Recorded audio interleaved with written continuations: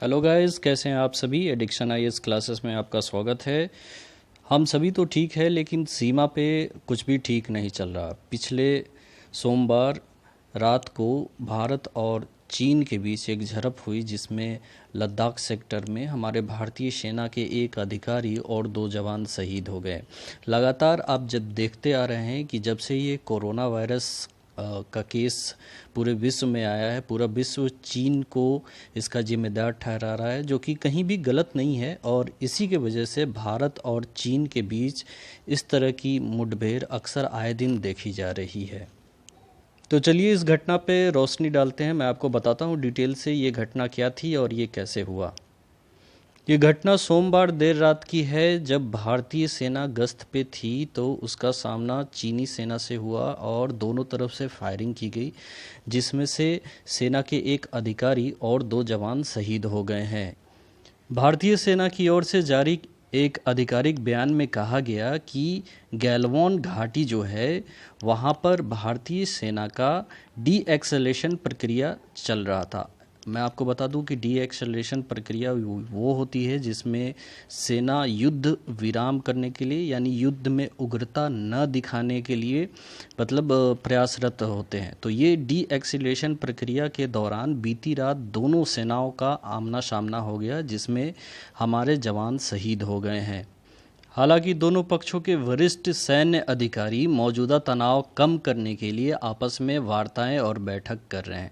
पिछले महीने की शुरुआत में गतिरोध शुरू होने के बाद भारतीय सैन्य नेतृत्व में फैसला किया गया था कि भारतीय सैनिक पैगोंग सो, गलवान घाटी, डेमचोक तथा दौलत बेग ओल्डी में सभी विवादित क्षेत्रों में चीनी सैनिकों को आक्रमण करने का जो अंदाज है उससे निपटने के लिए कड़ा रुख अपनाए। चीनी सेना एलएसी के पास धीरे धीरे अपना रणनीतिक भंडार बढ़ाती रही है और उससे वहां तोपें एवं अन्य भारी सैन्य उपकरण पहुंचाती है। मौजूदा गतिरोध के शुरू होने की वजह पैगोंग सो झील के आसपास, जो कि आपको यहाँ फिगर में दिख रहा होगा, ये पैगोंग झील है। इस क्षेत्र में भारत के एक महत्वपूर्ण सड़क निर्माण का कार्य चल रहा है। ये जो आप देख रहे हैं ये पैगोंग झील है और ये जो झील है इसी के मौसमिस लॉ और पैगांग झील के उत्तर पश्चिम में 20 किलोमीटर की दूरी पर स्थित ये सड़क है। और ये सड़क भारतीयों के लिए अति महत्वपूर्ण है, क्योंकि इस सड़क का इस्तेमाल जो है वो भारतीय अपनी सेनाओं को हिफाजत करने के लिए इस्तेमाल करते हैं। पैगोंग सो में फिंगर क्षेत्र में सड़क को भारतीय जवानों के गश्त करने के लिहाज से अहम माना जाता है।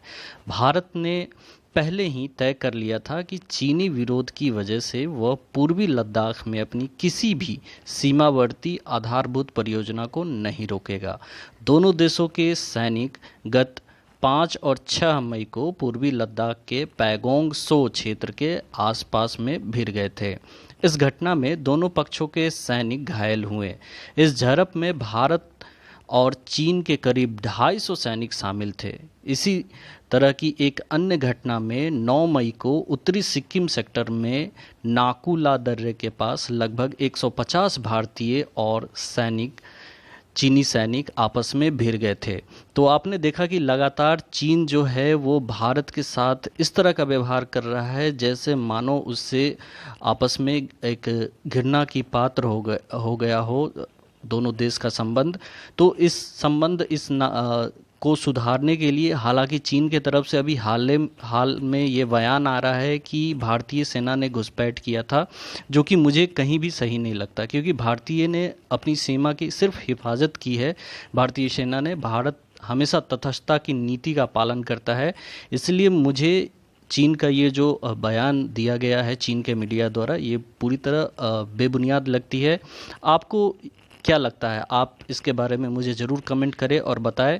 और ये जो भारत के साथ चीन का व्यवहार है, इस व्यवहार के प्रति पूरा देश में रोष है। हमारे जो रक्षा विशेषज्ञ हैं इन्होंने भी बड़े कड़े तेवर में भारत के सेना का समर्थन करते हुए कहा कि भारत को काफ़ी अहम और काफ़ी मतलब सजग रास्ता एक अपनाना होगा अपनी सुरक्षा के लिए।